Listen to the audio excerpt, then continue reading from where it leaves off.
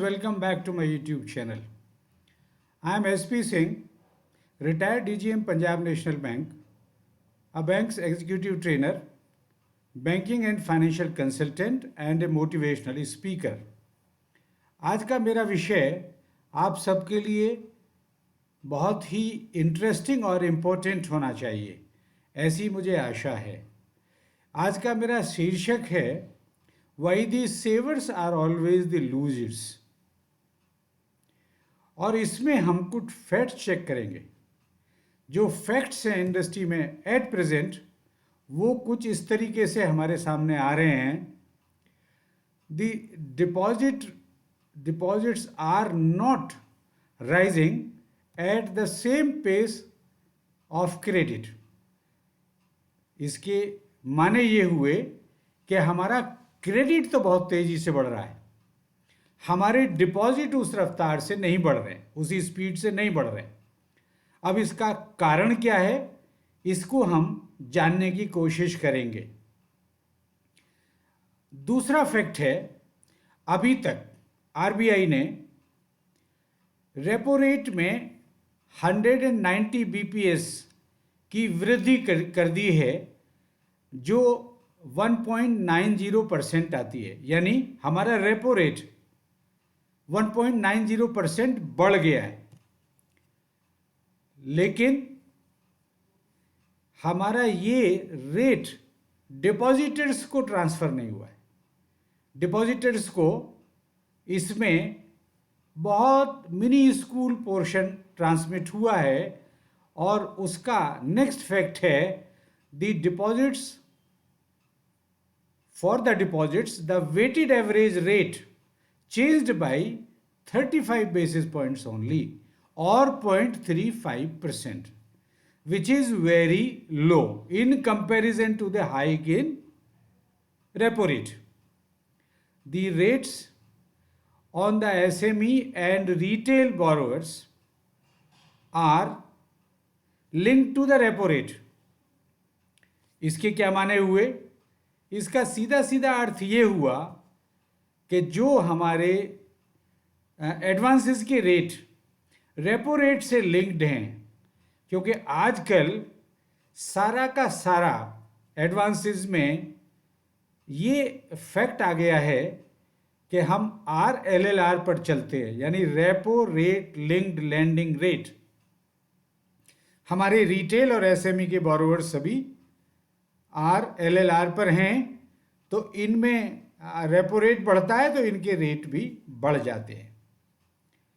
और corporates are tied up with MCLR, तो दोनों में एक अंतर आ जाता है। रिटेल बोरोवर्स के लिए रेट ज़्यादा, कॉरपोरेट MCLR का रेट का कैलकुलेशन अलग है। इसमें रेपो रेट बढ़ता है तो MCLR नहीं बढ़ता है, तो इसमें अभी कुछ सिचुएशन ईजी है फॉर द कॉरपोरेट्स। आगे देखते हैं और क्या ऐसी चीज़ें। The impact of the rate hike. अब कभी भी रेट बढ़ता है तो हम ये कहते हैं कि मनी इज नाउ कॉस्टली, क्योंकि बोरोवर की बोरोइंग कॉस्ट बढ़ जाती है, और जब बोरोइंग कॉस्ट बढ़ती है तो उसका इम्पैक्ट ये आना चाहिए कि हमारे क्रेडिट साइड में स्लो डाउन हो जाना चाहिए। लोन्स एंड एडवांसेस की जो ग्रोथ रेट है that must come down. Slower credit and higher growth rate for the deposits. और प्रेजेंट सर्कमस्टांसिस में ये दोनों ही बातें रिफ्लेक्ट नहीं हो रही हैं। हमारा क्रेडिट में स्लो डाउन नहीं है, और डिपॉजिट भी हमारे क्रेडिट की ग्रोथ से हायर रेट पर नहीं बढ़ रहे। जब ऐसा होता है तो एक और फैक्टर बीच में आता है, और वो है कंजम्पशन। तो कंजम्पशन इस समय हमारी इकोनॉमी में अधिक है, ये फैक्ट भी सामने आ रहा है। द रेट ट्रांसमिशन, ये एक ऐसा इशू है कि द रेट ट्रांसमिशन बोरोवर्स पर जितना फास्ट और एक रीजनेबल मैग्नीट्यूड में पास ऑन हो रहा है, डिपॉजिटर्स पर उतना नहीं हो रहा है। अभी देखिए ग्रोथ रेट, क्रेडिट की ग्रोथ रेट नवंबर के बिगिनिंग में it has been around 18%, which is quite encouraging. But the deposit growth is only 9.5%. It is in the single digit. तो ये बहुत बड़ा एक अजीब सा फैक्टर सामने आ रहा है। लैंडिंग के रेट बढ़े लेकिन क्रेडिट स्लो डाउन नहीं हुआ है। डिपॉजिट के रेट भी थोड़े बढ़े हैं लेकिन डिपॉजिट्स उस रफ्तार से नहीं बढ़ रहे हैं। क्वेश्चन है why deposits are not increasing at the same pace, और इसका कारण है दी रेट ट्रांसमिशन। यानी रेट ट्रांसमिशन जितना डिपॉजिटर्स को मिलना चाहिए था because of the hike in the repo rate and because of the higher inflation, October महीने का इन्फ्लेशन सीपीआई बेस्ड थोड़ा सा कम हुआ है, जो 7.41 से घट के अब 6.77% पे आ गया है। अक्टूबर के महीने में मॉडरेट हुआ है। आगे भी एक्सपेक्टेशन है कि ये शायद थोड़ा और कम हो सकता है। Despite these two major factors, पहला एडवांसेस के रेट बढ़े, क्रेडिट स्लो डाउन नहीं हुआ। डिपॉजिट के रेट बढ़े हैं, उसके बावजूद भी हमारे डिपॉजिट की ग्रोथ रेट बहुत कम है। और इसका मुख्य कारण है कि रेट का ट्रांसमिशन डिपॉजिटर्स को उतना नहीं हो रहा है। और इसी कारण मैंने जो इस वीडियो का शीर्षक रखा था, आरंभ में आपने देखा होगा, the savers are always the losers. Why? Because of these facts.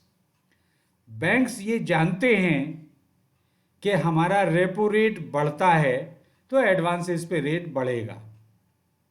ये बात बोरोवर्स भी जानते हैं क्योंकि रेट को रेपो रेट से लिंक किया हुआ है। और जब डिपॉजिट पर रेट बढ़ता है तो उसका इम्पैक्ट इमीडिएट नहीं होता है। एडवांसेस का रेट बढ़ता है तो इमीडिएट इम्पैक्ट आता है। डिपॉजिट का रेट बढ़ता है तो फ्रेश डिपॉजिटर्स पर वो लागू होता है, और जब पुराने डिपॉजिट रिन्यूअल के लिए ड्यू होते हैं तो वो नए रेट पे बनते हैं, या हम डिपॉजिटर्स लोग उनको ब्रेक करा के अपनी एफडी को बीच में ही तोड़ देते हैं और फिर हायर रेट पर उसे बनाने की कोशिश करते हैं। इन फैक्टर्स के मद्देनज़र हमारे डिपॉजिट्स बढ़ नहीं रहे।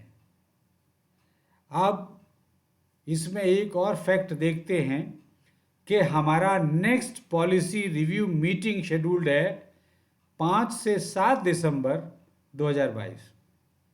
What do we expect? इससे हमारी एक्सपेक्टेशन क्या है? माई ओपिनियन इज कि अभी हमारा रेपो रेट मेरे हिसाब से 0.25% और 25 बीपीएस बढ़ना चाहिए, क्योंकि अभी भी हमारा सीपीआई बेस्ड इन्फ्लेशन, आरबीआई का जो कंफर्ट लेवल है 6% और बिलो, उसके ऊपर ही चल रहा है। और ये पिछले कई महीने से 6% से ऊपर ही चल रहा है। इसलिए ये आशा की जाती है कि रेट हमारा 0.25% रेपो रेट और बढ़ सकता है। या देखने वाली बात यह है कि क्या आरबीआई रेट हाइक करेगा या पॉज, यानी इस रेट में कोई चेंज नहीं करेगा। इसकी संभावना कम है, लेकिन संभावना तो है, क्योंकि इकोनॉमिक ग्रोथ जो हमारी जीडीपी में हम मेज़र करते हैं, जीडीपी ग्रोथ रेट, उसको भी ध्यान में आरबीआई ने रखना है कि अगर हमारे लेंडिंग के रेट बहुत बढ़ेंगे तो क्रेडिट में स्लो डाउन, यानी इकोनॉमिक एक्टिविटीज़ में स्लो डाउन आ सकता है।